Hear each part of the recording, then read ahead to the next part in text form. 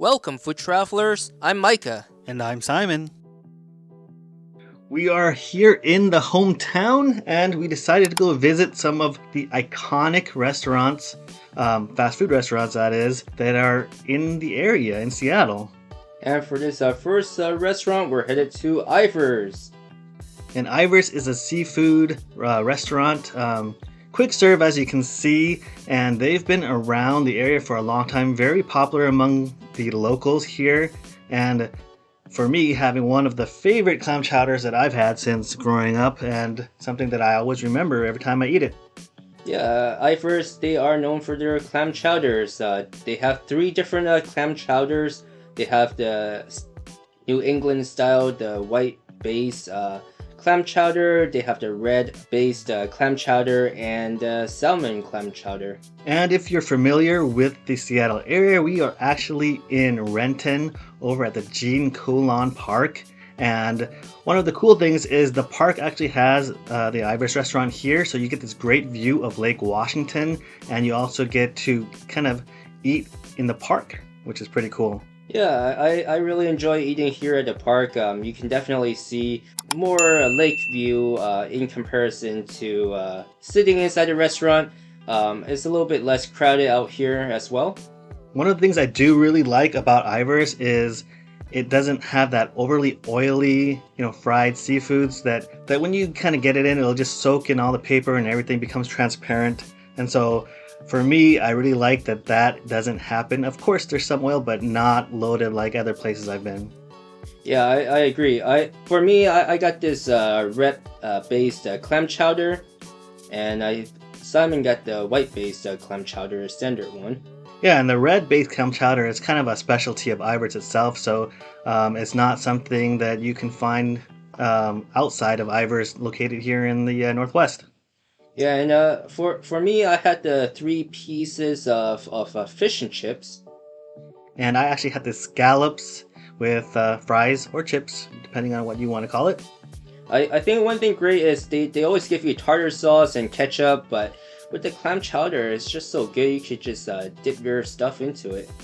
And as you can see, again, there's not that much oil on it, which it's something that I keep stressing because it's one of those things where I just hate when it's so bogged down with oil. So I'm bringing it up again. Yeah, and even with the chowders, I really appreciate how much clam they put into the chowders. It's quite a bit. I mean, you may not be able to see it right in the video itself, but as you're eating it, you see more with each spoonful.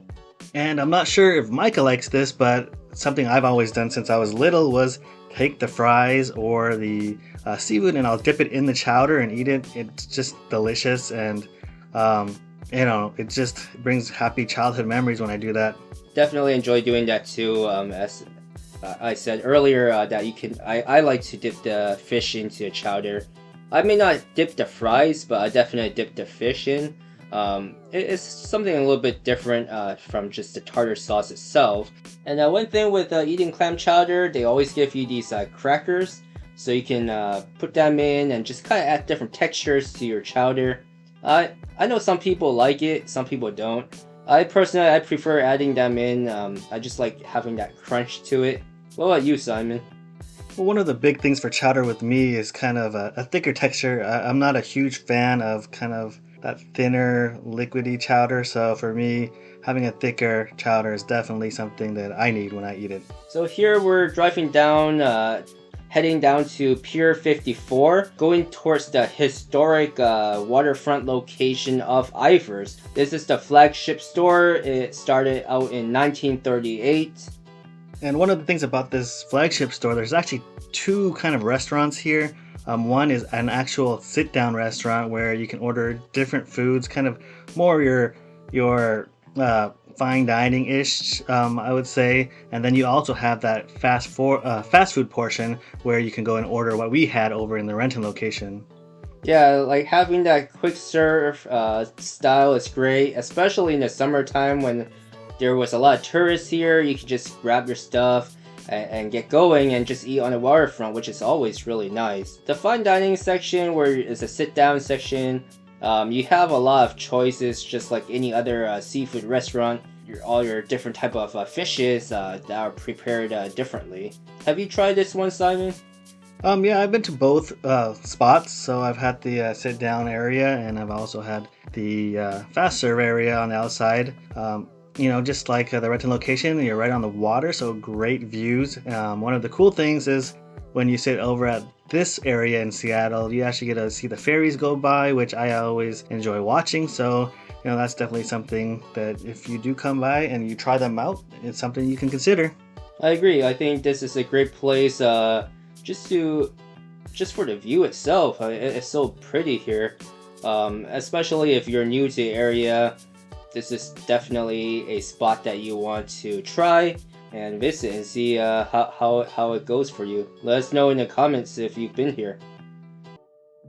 After Ivars, we headed down to Dick's. Dick's actually has 8 different locations, and we did go through all 8 locations to show you guys. Yeah, and one of the cool things as you can see on the cups is the actual locations of each place they have. One of the things about Dick's is really cool is that they are actually expanded quite a bit from when I was younger. So even though it's not thousands of locations like some of your big fast food joints, but they are expanding, which is kind of nice to see in the area. And also something kind of to note is that to me Dick's is kind of the in and out of Seattle, so that's kind of my comparison. And as you can see here in the video, we're showcasing the first one is in Queen Anne. We actually didn't go into this one. We just drove by. Yeah, we wanted to show kind of each location of Dick's, and so we kind of drove by just so you can kind of get a good look and see how they are. And the actual location we ended up stopping by and actually grabbing the food from was from their actually newest location at time of this filming, and that is at Crossroads.